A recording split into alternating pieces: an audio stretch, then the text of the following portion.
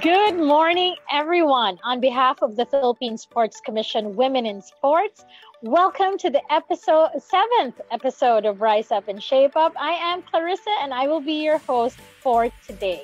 And today is an extra special episode because we have a very inspiring story.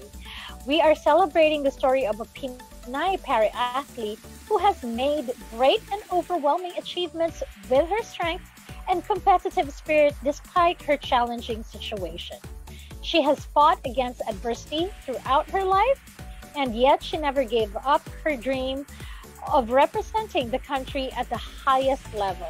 As they say, sports no boundaries, and this woman is definitely unstoppable.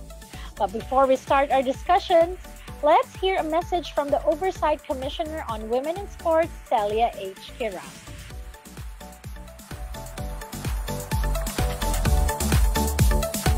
Good morning, everyone. Welcome to today's episode of Rise Up, Shape Up. This time, we are featuring a touching and inspiring story of a Pinay Paralympic who was able to rise from a physical challenging disability to become a world-class athlete. And in year 2000, had put the Philippines on a spotlight worldwide for winning for the country its first Paralympic medal. Like the current COVID-19 pandemic, which can cause life-challenging state and conditions of people, community, and humanity, incurring physical disability is also a very challenging hurdle to take on. But both pandemic and physical disabilities are barriers that we can overcome and turn into powerful tool to generate new dimension and greater heights of success in life. So, to the Filipino nation, we can rise up from pandemic and using all the lessons we learn in this hard situation, we can reshape our life into a better and more fulfilling one. If you think life is tough, please look at our para-athletes who have overcome the odds to showcase the kind of capacity and determination which I am sure everyone is capable of doing. Our para-athletes are testaments to the power of positive mental attitude. Paralympic gold medalist Richard Whitehead, who was born without the lower half of legs, said, "When you fail, you learn a lot about yourself and come back stronger. Life need not have limits. Have an opportunity in life is important, but what defines you is what you do with that opportunity. Disability need not be an obstacle to success," wrote Stephen Hawking in the first ever World Disability Report back in 2011 by the United Nations. Sadly though, it is also reported that 93% of women with disabilities are not involved in sport, and women comprise only 1/3 of athletes with disabilities in international competitions. Thus, providing women with disabilities the opportunity to compete, demonstrate their physical ability, sport can help reduce gender stereotypes and negative perceptions associated with women with disabilities, according to the United Nations. And therefore, to raise social awareness about para-sports and its capacity to inspire people to rise up and shape up, the Philippine Sports Commission will bring you the story of a Pinay para-athlete who has made the most of an extraordinary situation to become a world-class athlete bringing pride not only to oneself but to the Philippines. She used her grit and determination to be an inspiration to others. She never gave up her dream of moving up from challenging physical condition. She is a testament of perseverance, determination, and willpower. Today, we are proud to share with you the life story of our dear Pinay para-athlete, Adeline Dumapong, whose inspirational story will motivate us to make the most of the opportunities we have. But before we give you Adeline, let us all get a brief about powerlifting for para-athletes and other exciting information about the sports. Its difference from weightlifting and some techniques. From no less than retired General Antonio Taguibao. General Taguibao is currently the coach of Adeline, and proudly, he was a world-class multi-medal powerlifter and holds several Philippine records. The only Filipino to clinch the World Masters Championship title for 4 consecutive years. General Taguibao finished a degree in physical education from the University of the Philippines and a master program in public administration. Take it away, General.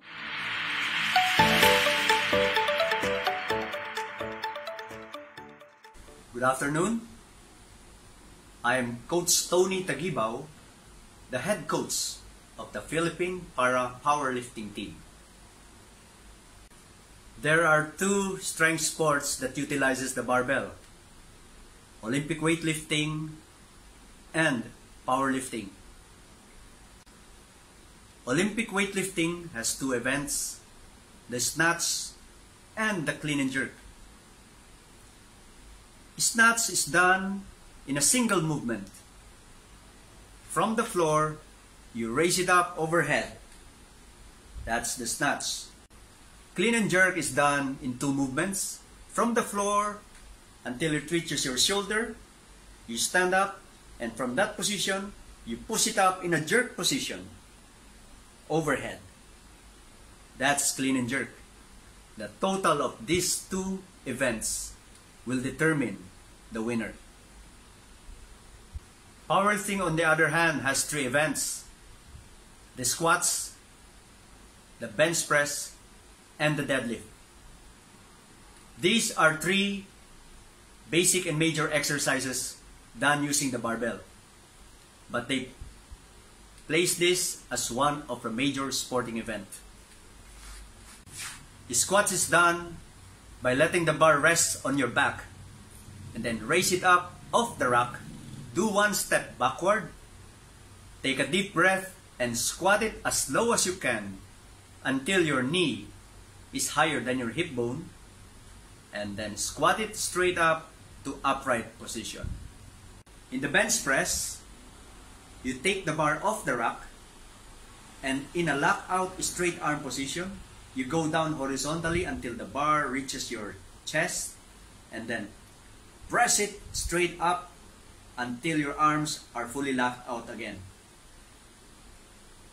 For the deadlift, in a dead start position, from the floor, you grip the bar hard and lift it up together with your body as you assume an upright position. The total of these three lifts will determine the winner. Para powerlifting is a major strength sport for the differently able. It is almost similar to the bench press event of powerlifting. And the difference is more on the design of the bench and that the lifters are strapped waist down while executing the lift. The highest lift of that particular event will determine the winner. being the coach of the Philippine para powerlifting team for the past 1 year and 2 months. The winning factor of Miss Adeline Dumapong is her genetics and how she capitalizes on maximizing her leverage. The special skills of Adeline Dumapong may be impressive, but what I want everybody to know is her attitude of being coachable and trainable. She has no prima donna complex in spite of being the first medalist in the Paralympics for the Philippines.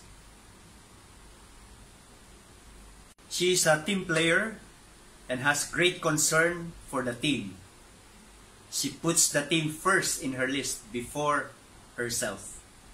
Possesses the right attitude in training and remains focused whenever she trains and sees to it that she completes her training for that day. An easy task for me because as a coach, I have to maintain the triumvirate of the training program and the venue, the athlete, and myself. She makes it easy for me.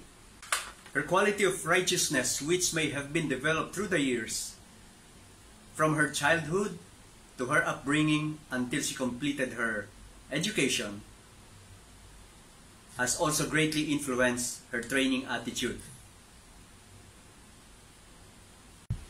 What I admire most in her is her humility.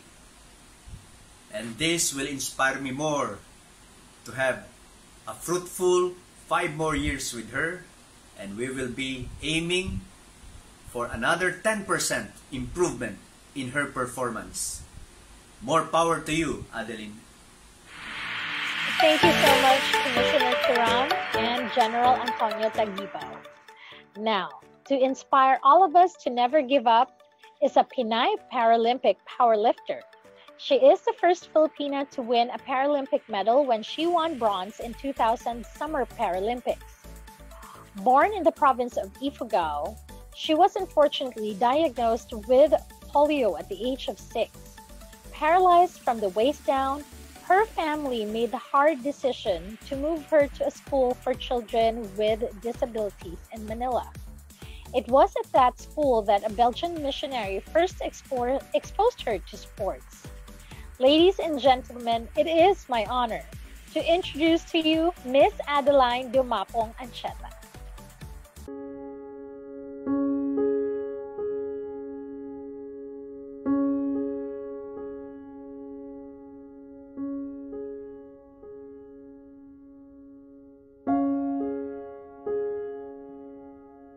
The most prestigious and the most memorable na medal na nakuha ko sa powerlifting ay yung bronze medal sa Paralympic Games in Sydney, Australia, year 2000.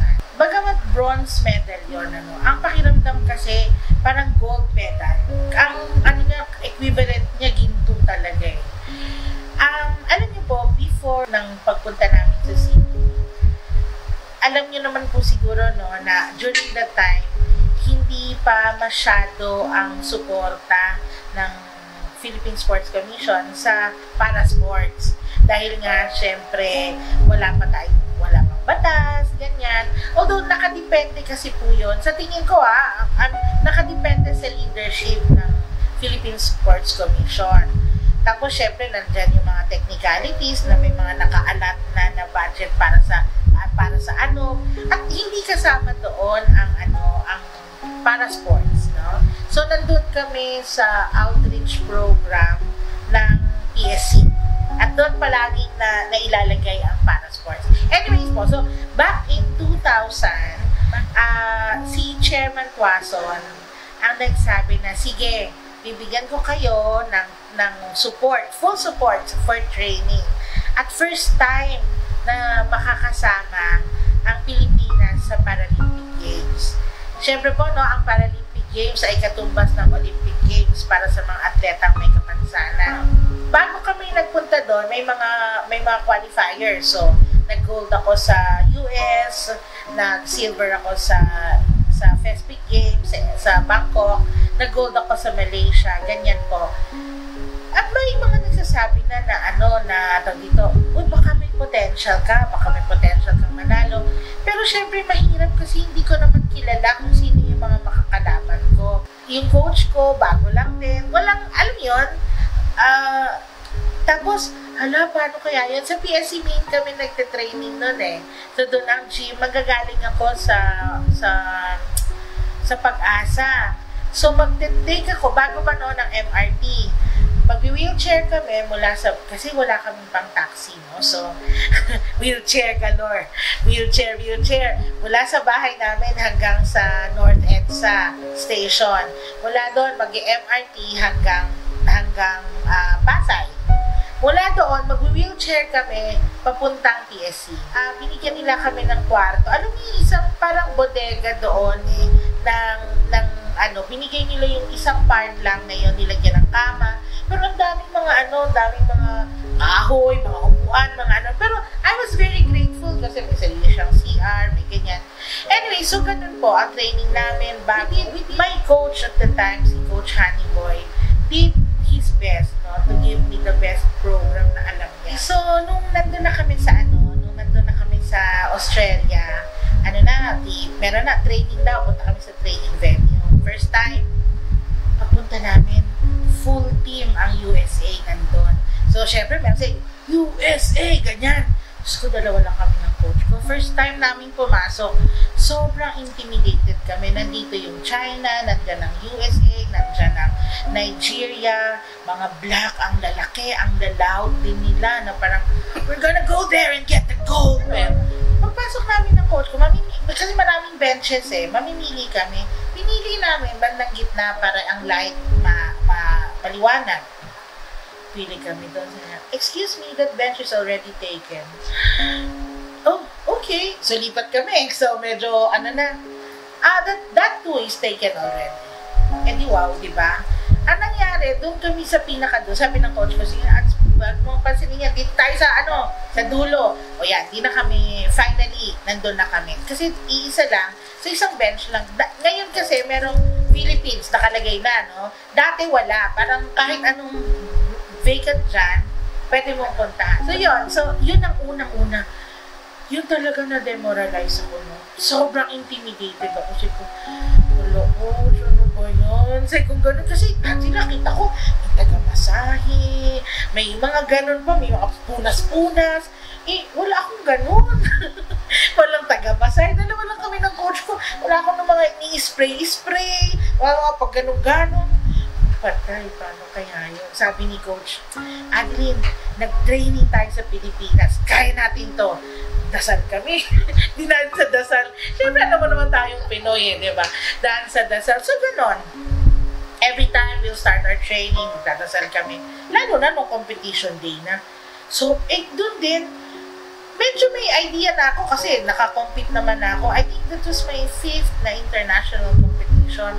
Pero iba talaga yung may mga puti, itim, ang lalaki na, coach, ayokong pumasok.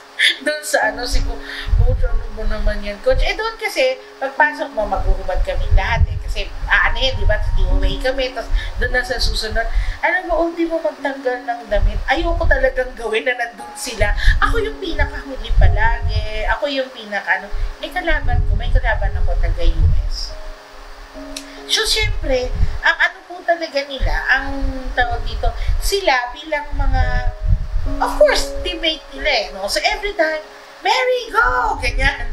Ganyan silang mga, sisigawan na, yung presentation of athletes na, no? So, yun, nagpunta po ako doon. Ang China, nandun din. Grabe talaga yung kaba ko. Ngayon, hindi ko na nga masyadong nung nandun na ako sa stage, tuwing nandun ako sa stage, hindi ko na nakikita kung sinong nandun. Basta sobrang nakafocus lang ako. Tapos, yun po, talagang kung ano lang yung sinasabi ng coach ko. O, Adeline, eto yung bubuhatin mo. Hindi ko, oo lang ako ng oo, bahala na. Tapos, mga ganun po. And, nag-tie kami ng taga-US. So, kasi nakikita nila, nag-up and down yung ranking 1, 2, 3, ganun. Sabi niya, uy, wala po talaga akong expectation. Ang gusto ko lang talaga is to perform well. Kasi nahiya ako sa Pilipinas. Tsaka kasama namin si Mr. Beredo, NPC President. Parang, alam ko naman nadehado kami. Parang gano'n, alam ko naman po yun. So, nothing to lose. Just do your best. At tsaka, yun naman kasi palaging sinasabi nila. Si Sir Mike din, parang sinasabi niya, no pressure ads. Just do your best, ganyan. Ganon din si Coach. Pero ramdam ko kasi, kahit na no pressure, alam ko lahat sila kabado. Kasi parang nandun yung nakasalalay. Kasi, nakakahiya pagka hindi tayo nag-perform well. Nakakaya sa mga tumulong, sa naniwala. So parang kahit sinasabi nilang no pressure, ako sa sarili ko, may pressure. So, ganun po. Anyway, hanggang sa yun nga, nakita namin na, actually ako nandun lang ako, tahimik lang ako eh. Yung coach ko nakita niya, hala ads, sa second lift, nagpantay kami nung taga-US. So running for third, kasi ang layo ng layo ng may Egypt, China, yun ang mga nandun nun. US, Nigeria, Philippines, ang nagpapare-pareho. Lang kami, pareho kami ng weight na binuhat. Mas magaan lang ako sa kanila. Kaya nanalo ako. So, yun nga, nung pagka, na yun, hala, nagkakagulo na si coach niya, yakap niya ako, hindi talaga nag-sink in muna sa akin yun. Kasi din, kailangan na mag-arrange para sa ceremony, sa awarding ceremony. Kasi after the event, ceremony na kagad, medal ceremony. Tapos, yun nga po. So, gano'n. Wala naman akong nakikitang mga wala akong kakilala sa audience eh. So, hindi lang. Gusto ko nang matapos, gusto ko nang umuwi. Magpagkwentuhan namin ng coach ko kung anong nangyari. Kasi hindi ko naiintindihan lahat ng nangyayari eh. Basta ganun, pero kailangan pang yung drug test, diba? Hindi ka kaagad makakalabas eh. Kinuha kami kaagad for doping, ganyan. So, okay naman, wala namang problema. Pag-uwi namin sa Athletes Village, yun yung tuwang-tuwa talaga. Ako din, tuwang-tuwa din ako, no? Pero, for all those times, nasa sports ako kasi gusto ko yung travel. Mahirap lang kami mami, so I cannot afford to travel. Naisip ko, nung high school ako, nung una-una nag-travel ako sa Japan, dahil sa sports, sabi ko, okay to ang sarap So I was doing it for myself, selfishly for myself. Pero nung nandun na kami sa, nung ina-award na yung medal, grabe talaga, ma'am. Syempre, pinakamababa yung Philippines. Pero the fact na umaangat siya, umiiyak talaga ako, ma'am. Hindi ko alam kung bakit. Pero nung nakataas na siya, ang tumutugtog yung ng Egypt kasi sila yung nanalo. Pero pakiramdam ko, iyak talaga ako, naiyak, ma'am. Akala ng coach ko, naiyak ako kasi natalo ako. Pero iyak ako, naiyak kasi tumutulo talaga yung luha na ngayon na, ma'am, yung parang, I was sitting taller. Kung nakakalakad ako, siguro I was standing prouder. Philippine team, Philippine flag, tumataas siya na gano'n. Na wala namang nobody was expecting to win. Even ako, nagulat sa panalo ko, ma'am. Yung gano'n. Ayun po, so doon ko na-realize na, hala, para pala sa Pilipinas ito, no? It was afterwards that I realized na yung laban na yun para sa Pilipinas at para sa para-sports. Kasi po, di ba, syempre nga, yung respeto para sa para-sports, hindi naman gano'n. Parang marami po at the time na they think na parang recreational yun, hindi naman talaga siya competitive sport, ganyan. Pero ma'am, nung nakita ko talaga yun, grabe. Tapos, unti-unti po so umuwi na. Siguro sabi ko nga, baka lang ako dahil yung bugso ba, ma'am, yung energy kasi, yung palakpakan, yung dami, pakiram ko dumadagundok kasi yung mga, syempre yung supporters po ng mga, taga-China, tsaka taga-US, dumadagundok talaga yung venue.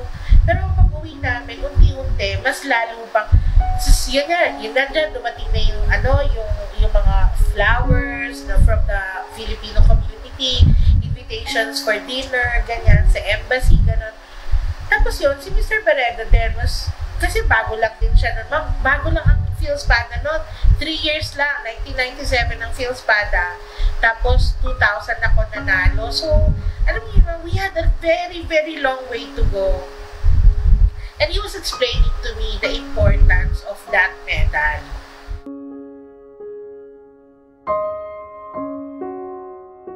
Before pa ako nanalo, tahimik naman ang buhay namin. Pero pagkatapos kong nanalo lang, yung nagre-request na pupasok sa Athletes Village, yung ita-treat kami, yung mga ganon. Doon ko unang naramdaman nun, kasi dapat po, di ba, naka-ID palagi. So one time, lumabas kami, pinapasyal po ako ng mga Pilipino. Lumabas kami, tapos doon sa parang isang square na I think it's called Olympic Park. Nandun kami, ako, tuwang-tuwa ako. Maraming estudyante. Nung nakita nila ako, grabe, ang pila, kaka-autograph. So, I did not realize that was history in the making.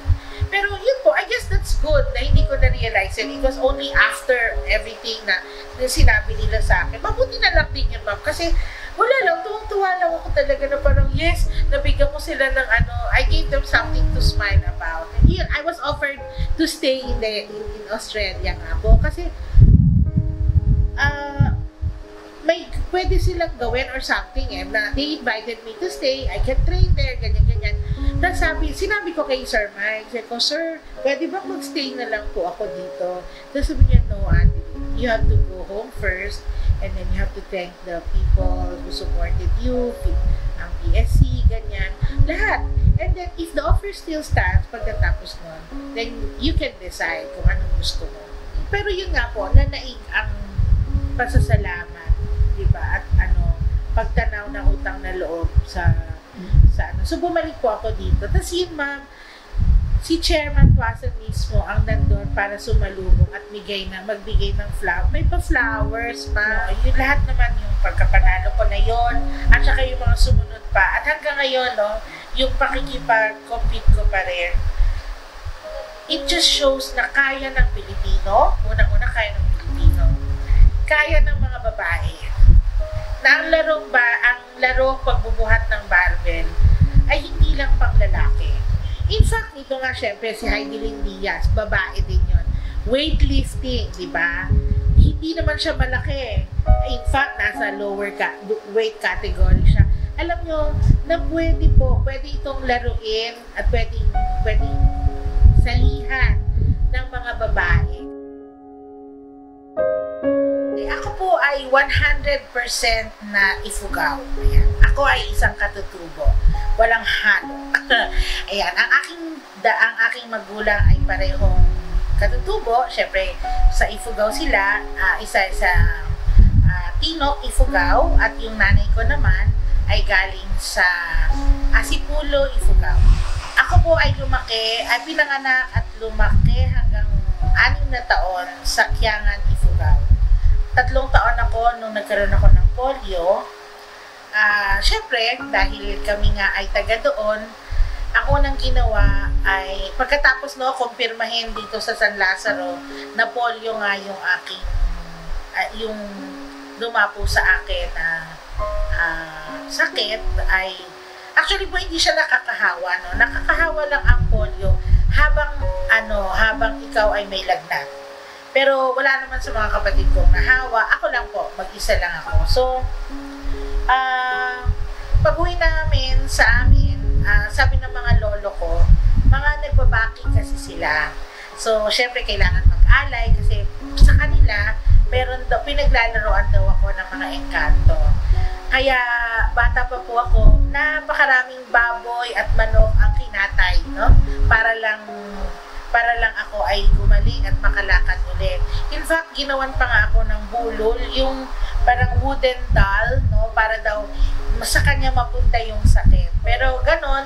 At saka, syempre, pakagustuhan ng mga magulang ko na makalakad ulit ako.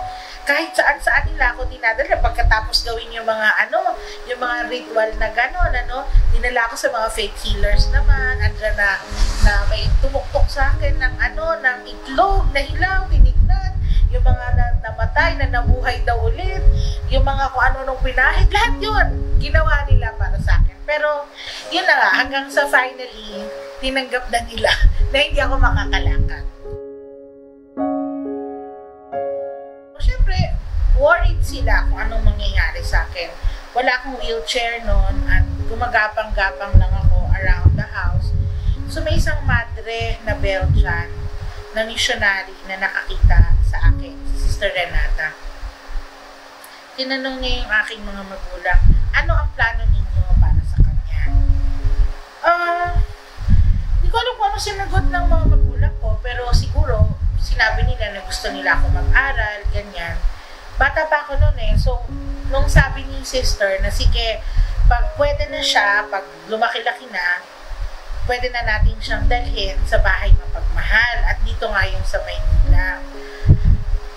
6 years old ako noon, nung sabi nung madre na pwede na akong dalahin dito. Actually, ayaw ng nanay ko, no? Kasi syempre, mawawalay ako, 6 years old eh. Ayaw ng nanay ko. Pero yung tatay ko ang nagdesisyon na hindi, kailangan natin gawin to para sa kanya. Kasi anong gusto mo? Pag sabi niya sa nanay ko, ha? I think yun ang nagpabago sa isip ng nanay ko. Nung sinabi ng tatay ko na, gusto mo ba pag tumanda na siya, gumagapang pa rin siya, tapos maghihintay na lang siya ng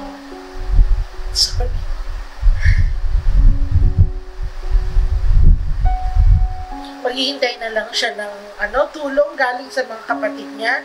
So, siguro yung image na yun ang ayaw ng nanay ko. So, kahit masakit, dinala nila ako dito sa bahay mapagmahal. So, eto po yun. This is the place. Dito ako lumaki. Mula 6 years old ako hanggang 16. 10 taon po ako dito, elementary and high school. Ito yung nagsilbing tahanan ko, no? Bahay. Pero syempre, dahil sa hindi naman talaga to bahay namin, wala yung nanay ko tsaka mga kapatid ko dito, hindi masyadong madali ang buhay kasi dito meron kaming may schedules, alas 5 gigising, then dalawa lang ang CR para sa lalaki tsaka babae. Kailangan naka-schedule yung anong oras kami paniligo kasi lahat kami estudyante. Lahat naman kami may kapansanan. Kaya dito din ako natuto na gumawa ng mga gawaing bahay. Maglaba, maghugas, magwalis, magmap. Lahat po yun. Lahat yun. May division of labor naman. So, may schedule kami, ganyan. Dito din ako nahubog yung istruktura na merong, yung disiplina na merong study period, may playtime, may oras ng pagtulog. Dito din ako natuto ng makisama kasi sa iba't ibang klase ng tao dahil galing kami sa iba't ibang lugar.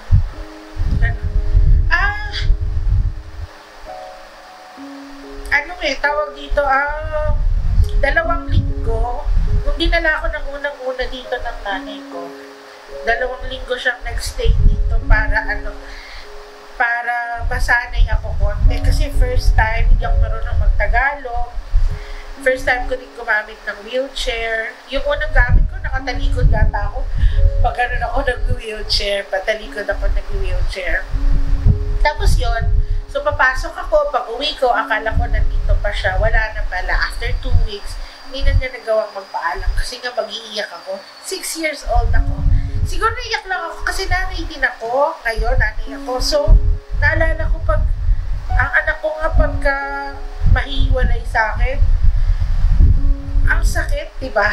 Tapos, imagine ko, mas malaki na yung anak ko noon, pero nung nagkahiwalay, imagine ko lang, no, yung sakit na naramdaman din ng nanay ko, tsaka yung sakit na naramdaman ko bilang bata, pagdating ko, wala na yung nanay ko, ano nangyari?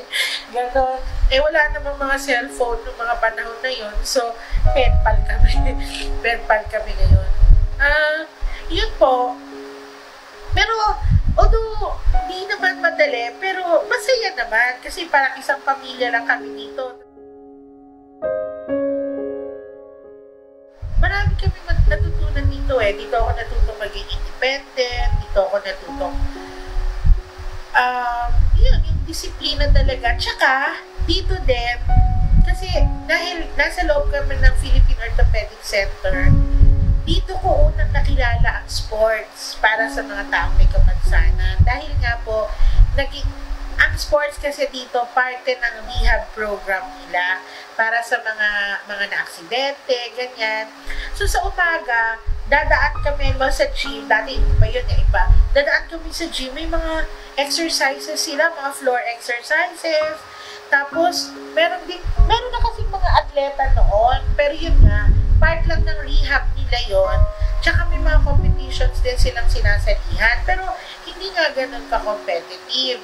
So, pag nakikita ko sila na, sila ate, sila kuya, pupuntang mag-practice, kasi bawal po kami lumabas dito.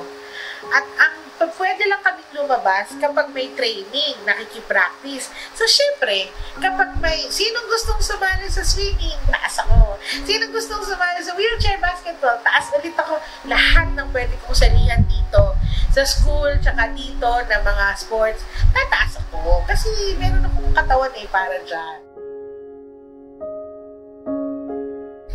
So, ang music ay talagang malaking part din ng buhay ko. Kasi dito sa Bahay Mapagmahal, parte ng disiplina ang pag-aaral ng bandurya or ng kahit anong instrumento ng rondalya. Pwede kang pumili, bandurya, octavina, guitar, pwede kang mag-bass, o kaya, dito, drums, gusto mo. Pero lahat kami, bilang mga residente ng itong Bahay Mapagmahal, ay kailangan namin mag-aral ng instrumento kaya gusto namin, kaya hindi. So, pagkatapos namin mag-aaral kami ng instrument, sa academics, no? Tapos, magtutugtog kami ng yung sa rondalya, tapos gabi kami maglalaro. So, ganun yung namin. So, anyways po, so doon, elementary hanggang high school, hanggang college, ay kasama ako sa grupo. Nag-start ang Rondalya on Wheels in 1978. Wala pa ako nun. Pumasok ako dito 1980. So anyways po, parte na ako ng grupo na yon hanggang sa ngayon. Pero dun sa group na yon, yung journey ng grupo na yon, ayun nga, nabanggit ko kanina na nakapag-tour na din kami sa Europe. And then, nakatugtog na kami sa dalawang Disneyland. Disneyland sa Japan, tsaka Disneyland sa Hong Kong.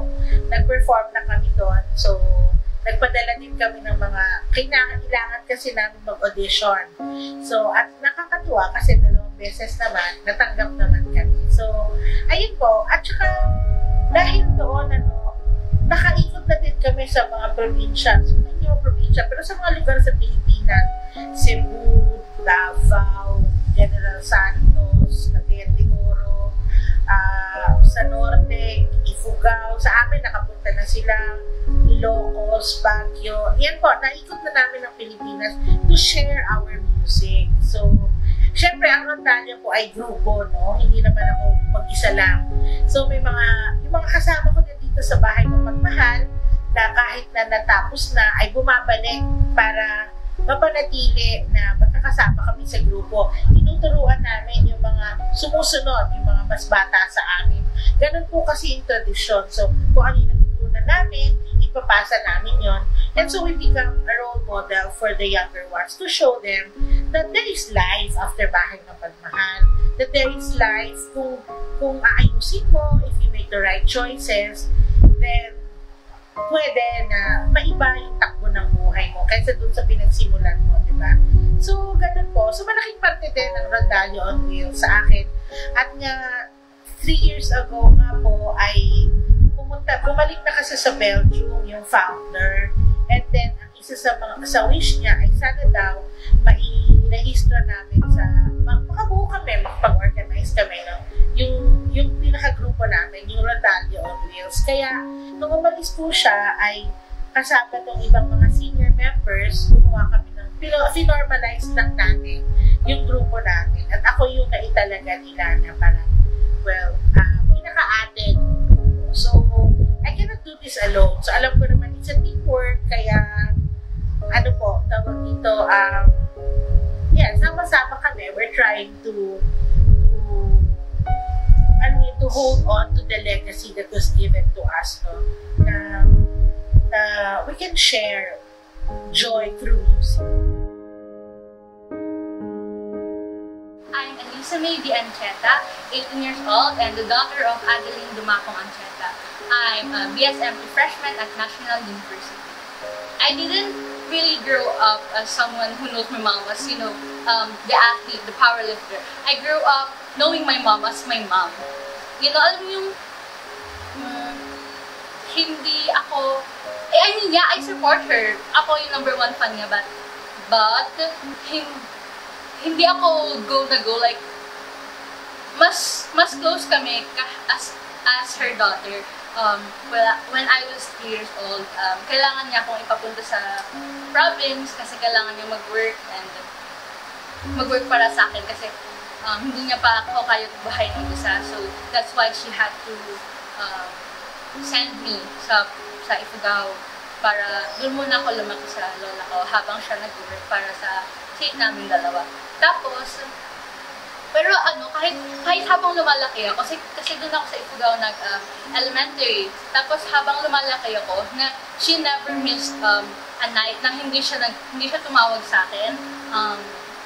Lagi siyang tumatawag, lagi siyang nagkikwento sa amin. Kasi dati nung bata ako, meron kaming parang paggabi, meron kaming story time na parang may utang siya sa akin na paggabi, dapat lagi siyang may 3 kwento. Kahit Rapunzel, Little Mermaid, Beauty and the Beast, gano'n. Kahit lang, basta magkwento siya sa akin ng 3 stories.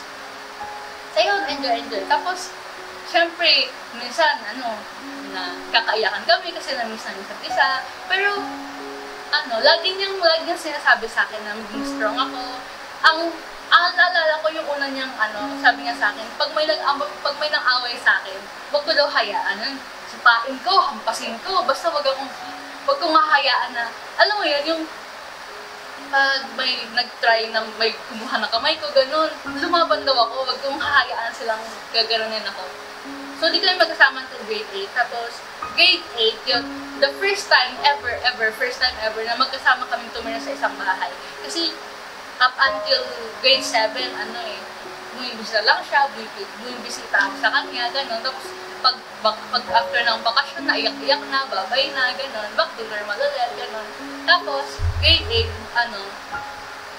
nagkabahay kami sa Montalban. Tapos, talagang, doon ko first naramdaman, doon kami unang nagkasama. Doon niya ako mas natutukan. Kasi ever since nung bata ako, diba, di niya ako masyadong natutukan. Doon niya ako talaga natutukan nung high school ako. Tapos noon, kasi dati payat ako dati. Payatin talaga. Tapos nung first time nagkasama kami, talagang na-spoil ako sa kanya. Pagkain doon, ganun. Kasi ever since, hindi kami nahihiyang mag-show ng affection sa isa't isa. Like, ganun niya ako pinalaki, kahit magkalayo kami. Lagi niyang sinasabi sa akin na, lagi kami, I love you, kiss, hug. Hindi kami nahihiyang ipakita yun kahit sa ibang tao, di ba? Kasi usually, di ba, yung mga tao ngayon is mga teenager ngayon, nahihiya sila na mag-I love you sa mami nila, mag-hug, mag-kiss. Pero kami ni mama, never kami nahiyang mag-gano'n. Kahit ngayon, ginagawa pa rin namin yun. Siyempre, may mga pag-aaway kami, minsan. Pero, sa mama kasi yung type na stricto, pero hindi stricto. You know what I mean? Yung parang, nagiging stricto sa akin pag alam niya na hindi ko kakabuti, kakasama ako, gano'n. Minsan kahit nagagalit na ako sa kanya kasi nga gusto kong gawin ko, siya hindi. Sobrang firm niya pag alam niya hindi makakabuti sa akin yung isang bagay. Pero kapag makakabuti naman sa akin, papayagan niya ako. Supportive siya sa akin sa sports ko. Nahayaan niya akong maglaro. Nahayaan niya akong pumunta sa friends ko, mag-overnight. Okay lang yun sa kanya, basta alam niya na safe ako, gano'n. Proud ako kay mama. Pero hindi ako yung tipong talagang, may ganito si mama, interview. Alam ko, kailangan, ganyan. Kasi, hindi naman ganun ka-importante yun kay mama. Dapat alam ko, dapat number 1, dapat ganun. Hindi kami ganun. So, pero kapag never ko ikakahiya si mama. Kasi tinatanong sa akin na, ano daw feeling kapag pag yung mother ko, PWD, sabi ko, wala. Nanay ko, bakit?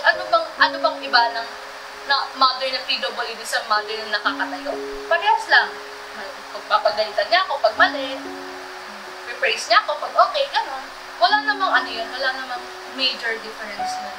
Ako, yun ako natuto na maging helpful, maging alert. Kasi yung mga friends niya din, di ba, naka-wheelchair, gano'n. Tapos, tinuruan niya ako paano, okay, ganito, Alisa, turuan kita. Paano yung paano mo i-handle yung naka-wheelchair. Dapat lagi mo silang tutulak, pag gano'n. Dapat paano mo i-fold, paano mo ilalagay yung wheelchair nila sa likod ng taxi, gano'n. Tapos, dapat marunong ka mag-assist, ganyan. Kasi, sabi niya, always be helpful when you have the time. Always be kind. Ganun. Kasi, yun din yung turo sa kanila na ni mommy at ni daddy, yung parents niya. Ayun.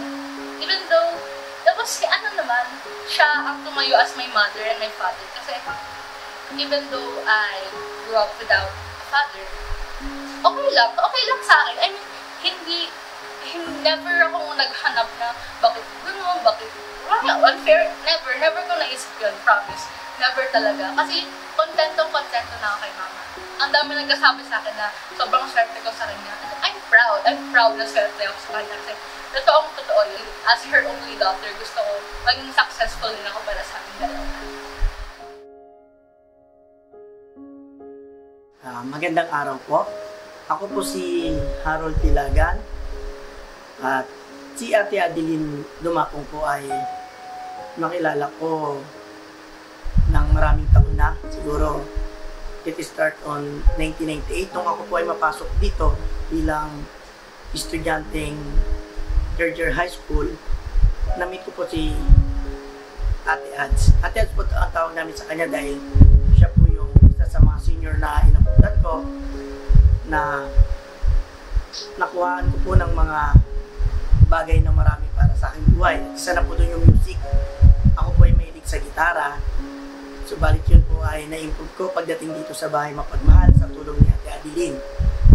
Bilang kaibigan naman po, aside sa pagiging isa sa tagapagturo namin ng music, si Ate Adeline po ay isang kaibigan na stricto pero may respeto at may pagpapahalaga po sa bawat isa sa amin. At yun naman po ay pinahalagahan din namin sa pamagitan ng pagsunod doon sa mga bagay na nais niya na alam din naman namin na makakabuti sa amin. At dahil siya nga po ay mas advanced sa amin, siguro bukod sa larangan ng musika at sa buhay na rin, kami po ay talagang sumusunod naman doon sa mga bagay na ipinapayo niya namin kahit labas po doon sa pagtuturo ng musika. Po si Renato Caballero, taga Barangay San Pedro, General Teño, Nueva Ecija. Nadisgrasya po ako 1987, April 30, 1987. Tapos po dumating ako rito sa orthopedic 1987 na rin po. Yung birthday ko no March 8. Yun talaga ang hindi ko makalimutan na ginawa niya sa akin, na dinala niya ang buong rondalya. Subalit ang rondalya po ay nakakarating na kung saan. Yung po mga bisita ko na taga ron sa amin, nung sila'y tumutugtog, hindi na po sila talaga makakain kasi ang dami mga disabled na talagang tumutugtog. Rondalya always talaga na talagang isa sa mga sikat na na tumutugtog na PWD. Hello po, magandang hapon. Ako po si Donna Rose Hidalgo. Napasok po ko dito sa bayan mapagmahal nung ako 6 years old. Doon po nakilala si Ate Adeline. Siya po yung laging nagpupunta po dito para magturo po ng rondalya. Tapos dahil nga po makulit po ako since bata po, siya po yung isa sa mga ate na magsasabi ng kung ano yung tama at mali at papangaralan ka niya. Siyempre nung una po hindi ko po yun naintindihan kasi bata lang ako, ano ba yung mga sinasabi niya, ganun. Pero nung lumalaki na ako, doon ko lang po naiintindihan yung mga sinasabi niya na para sa akin din yun. Tsaka yung mga payo na sinasabi niya is yun yung maghuhubog sa amin para matuto kaming tumayo sa sarili namin mga paa kahit na may mga kapansanan kami. At yun din yung naging way para matutunan namin makisalamuha sa ibang tao, lalo na paglabas sa totoong buhay o sa realidad, kung saan yung mga tao ay mga nakakalakad, walang kapansanan. Sila yung mga magja-judge sa'yo. Tinuturuan kami nila Ate Ads na kung paano mo yun haharapin or kung paano mo yun iti-take as a challenge. Ito si Ate Ads po, siya po yung isa sa may tuturing ko po, pinaka-ate po alaga namin dito kasi lahat po ng mga naranasan niya, sinasabi niya sa amin para kapag kami naman po yung nandun sa point na yun, alam po namin kung paano namin yun naharapin or paano namin yun iti-take as a challenge din po bilang may kapansanan po kami. Welcome sa Bahay Mapagmahal. Ako po si Lorna Quatico, house parent ng Bahay Mapagmahal. Ang ginagawa po ng mga bata rito, tuwing 4 o'clock in the morning, gising po nila para maligo. Ang kain po namin is 6 o'clock. Nagpe-pray muna kami ng mga bata bago kumain. Sila po ay pumapasok na 6:30 sa school dito pa sa NOH of People Children. Ito lang po sa may orthopedic saka sa may Ditwason. Elementary po dito sa loob ng hospital, ang high school po dito sa may Ditwason. Ang mga schedule po nila dito ay nag-aaral ng 4 o'clock in the afternoon. Then, 5:30, nag-ano po sila, nagpa-practice ng rondalya, yung mga bata. Then, study again, prayer, 9 o'clock, tulog na po sila.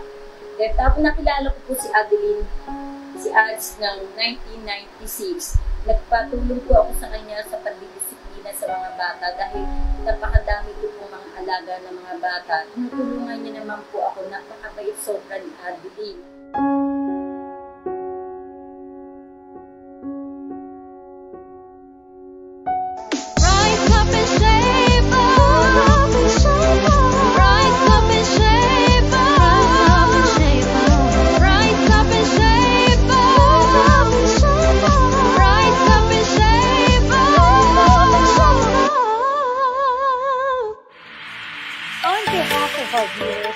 Thank you, Ms. Adeline Dumapong-Ancheta, for conquering your physical obstacles to make the Philippines proud.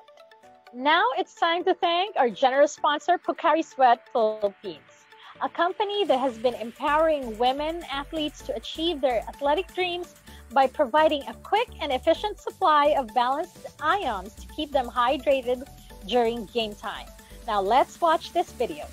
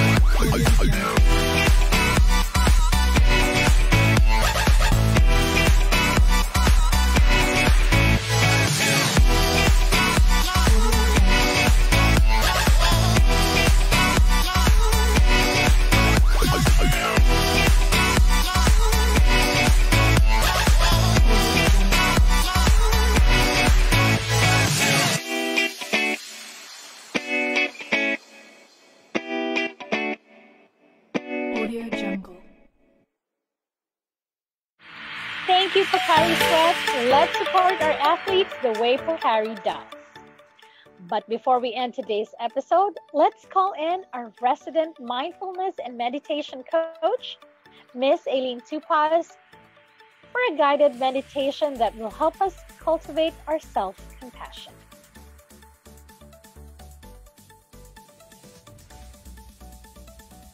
Thank you.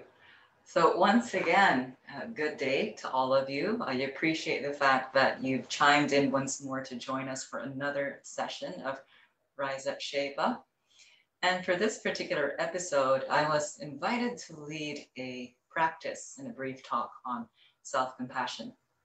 And so for those of you who are new to these kinds of practices, new to mindfulness in general, I'll just say a little bit as a bit of background.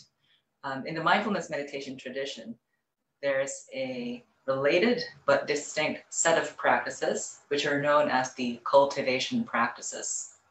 So as the name implies, these are really systematic ways of training our minds, training our hearts to embody, to express, to radiate particular qualities which are prized in any human culture. Okay, so qualities like equanimity, qualities like forgiveness, qualities like kindness, qualities like compassion, even qualities like gratitude. And so the basic premise of the cultivation practices is that these are qualities, these are attitudes that we can learn to express more and more, even if we feel like, temperamentally, from a personality standpoint, we're not really that sort of person. So the idea is, if we engage in these practices, if we devote 5, 10, 15 minutes a day in doing them, then we'll find it much easier to access these states, to radiate these qualities in daily life, even in circumstances that can be challenging. So you can think of them as mental, emotional training, so to speak. And so for today's particular cultivation practice, the focus is self-compassion.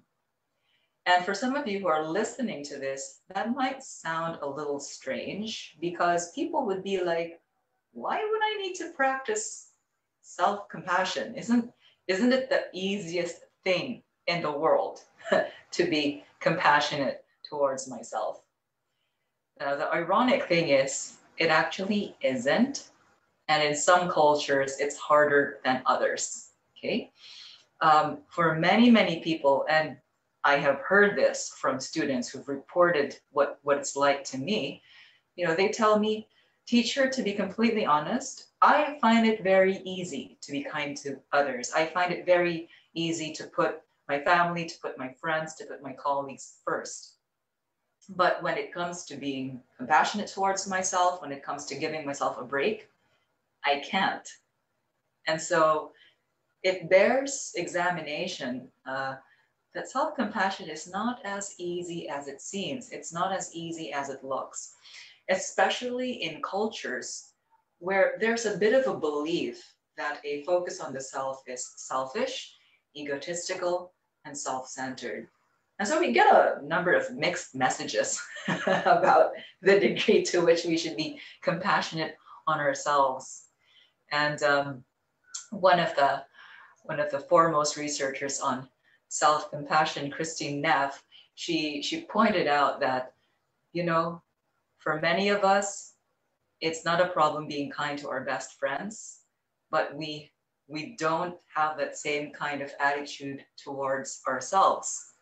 So if you look in your own experience, you'll notice that when you're struggling personally, you don't really give yourself any breaks. If your best friend is struggling, you're patting her on the back or patting him on the back, you're providing reassurance, you're providing consolation. But if you're the one who's struggling, there are no breaks.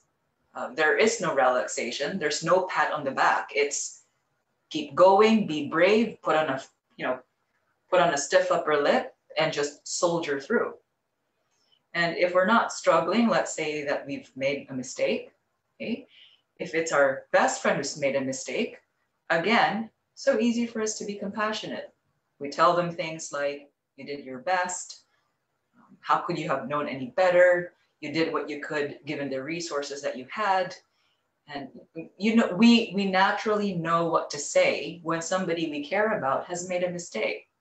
But when we make a mistake, the kinds of things we say to ourselves, okay, tanga-tanga mo, bakit mo ginawa yan? Don't you ever learn? Okay, just the sheer harshness of the inner commentary. The things we say to ourselves when we're struggling, when we're having a bad time, the things we say to ourselves we would never say to another human being, or maybe we would, but we'd have to be pretty upset. So again, my point in saying all this is that self-compassion is not as easy as it sounds. It's not as easy as it looks. For many of us, it's not the automatic. Okay, what's automatic for us is self-castigation, self-flagellation, to sort of bully and criticize ourselves inside our heads. Okay, that's how we've kind of grown up with it. And the really sad thing is, when we're not compassionate towards ourselves, it actually doesn't help. When you're beating on someone who's already down, it doesn't help. In fact, many times it makes things worse. And so when we're in a bad space, let's say we've made a mistake, hating on you is not going to fix anything. In fact, it's going to just add another layer of suffering on top of an already painful and difficult situation. And so when we practice self-compassion, it's really not about being soft on ourselves. Okay? It's not about tolerating mistakes. It's really just recognizing that we're human. Okay? It's literally just offering to ourselves what we would offer to another human being.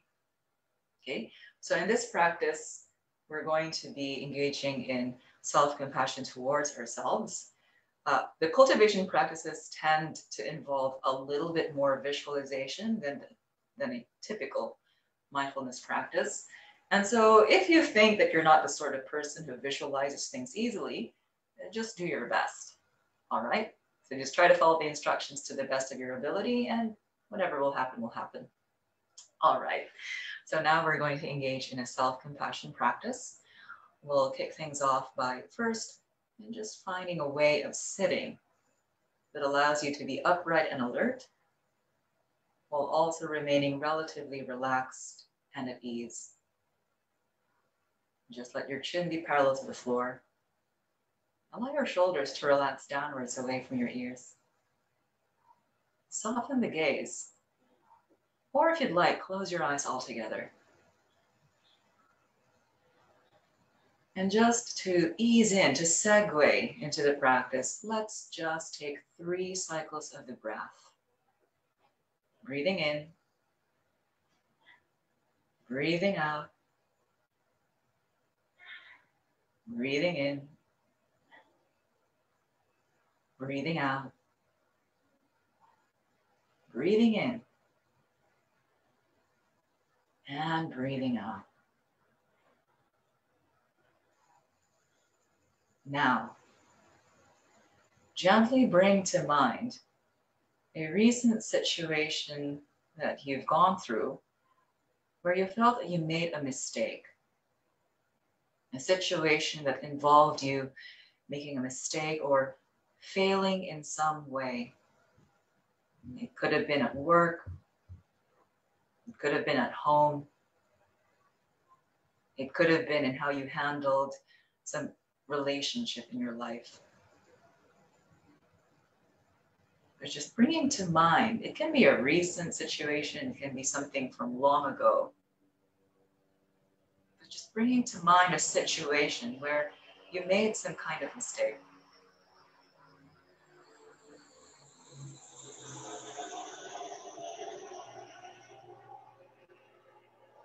As you bring this situation to mind, just see if you can remember the details of it.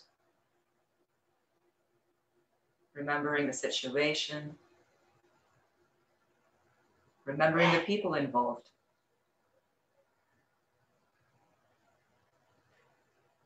See if you can remember what it felt like in your body in that situation. Was your chest tight? Were your hands clenching into fists? Was there a lump in your throat? Just trying to remember the body sensations in that situation. See if you can recall the feelings. What emotions were there? Was there irritation towards yourself? Was there disappointment? Was there shame? Was there guilt, regret, annoyance? Just remembering the feelings that were there for you in that situation.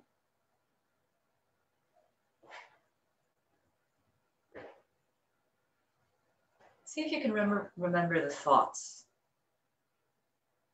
What were you thinking then? Were there thoughts like, you're such an idiot? How could you do this again? This is the nth time you've made this mistake. And what thoughts were there for you during that situation?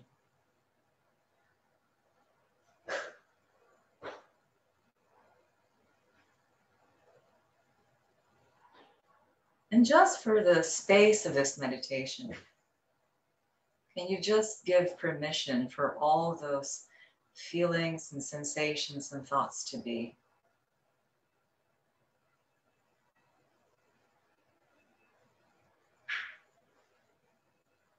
Especially the feelings.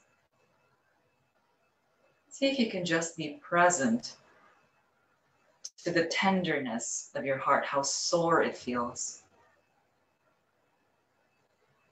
how vulnerable it feels.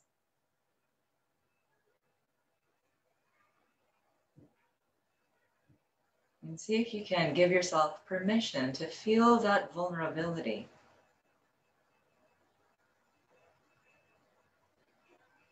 Just reconnecting to that part of you that really hurts when you make a mistake.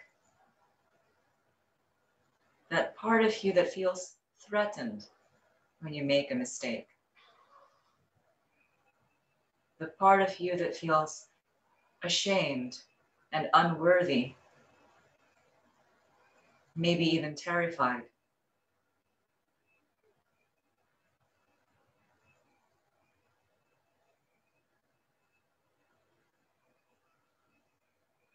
And as you deepen your presence towards this tender, vulnerable part of you that's aching, begin to sense what it could possibly need. If you could relate to it as a small child that's separate from you, what words of kindness, what gestures of comfort could soothe this tender, vulnerable part of you, the one that's aching underneath the mistake.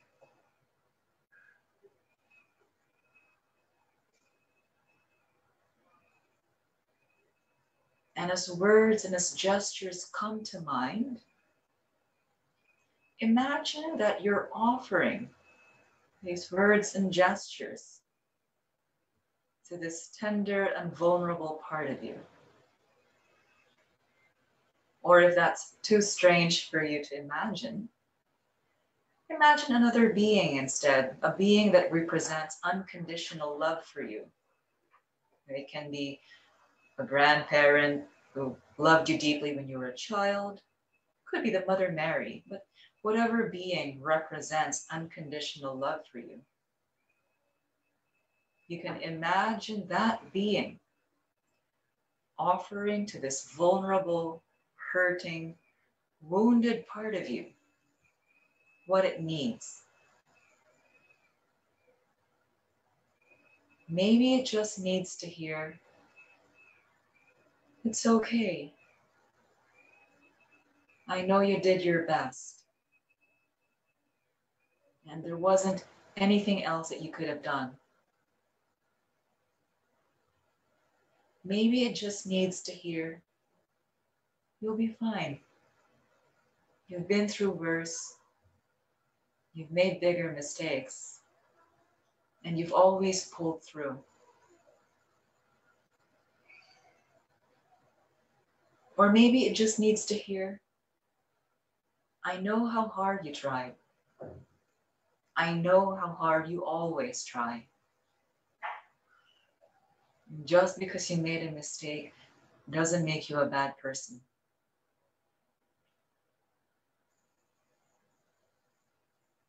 And perhaps you can imagine receiving a hug if you think that will serve. Perhaps receiving a hand on the top of the head, a gentle pat on the back. And sensing whatever it is that this vulnerable, aching, tender part of you still needs. And just offering it. Just offering it either through your older self or through another being.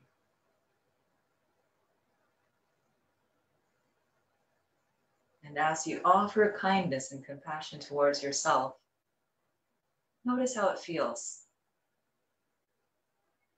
Notice what changes in your physical experience. Notice what changes in your stomach, in your chest,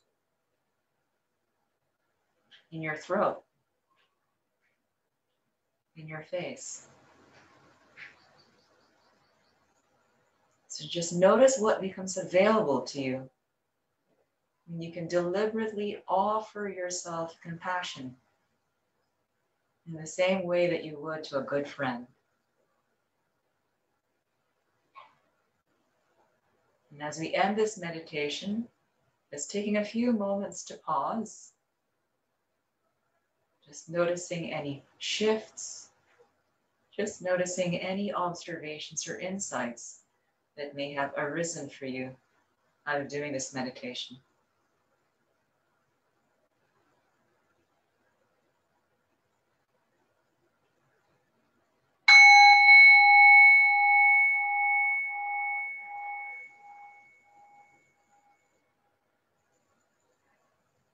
And then slowly, taking your time, if you happen to have closed your eyes, you may gently open your eyes now. So welcome back. And so I hope that you found the practice useful and valuable. Because really, if we can't be kind towards ourselves, how can we possibly be kind to others? So once again, my name is Eileen, and I wish you the graces and the gifts of compassion towards self and others in this blessed holiday season. So namaste. Thank you so much, Miss Aileen. Wow, that is a very powerful meditation. And this is something I always look forward to every week. It is true, we always need to take care of ourselves first because you cannot give which you do not have. So let us fill our love tanks first before we give love to others. And on that note, we are now at the end of today's episode. Let us know what you think by leaving your comments down below. And make sure to give us your feedback by answering the feedback form and be eligible to win a Pocari Sweat gift bag if you are from the NCR and Calabarzon areas. The winners from last week are listed below. Please send us a DM to get your prize. Rise Up, Shape Up is brought to you by the Philippine Sports Commission, Women in Sports. And we would like to thank our partner, Tag4, and of course our generous event sponsor, Pocari Sweat. We'd also like to acknowledge the PSC Board of Commissioners, Chairman William I. Ramirez, Commissioners Arnold Agustin, Ramon Fernandez, Celia Kiram, and Charles Raymond Maxey. That's it for today. Thank you for tuning in, and we'll see you again next week for another episode of Rise Up and Shape Up as we talk about how to age gracefully. You'll definitely want to stay tuned for that. Don't forget to follow us on our social media channels. This is your host, Clarissa. Enjoy the rest of the week. Bye!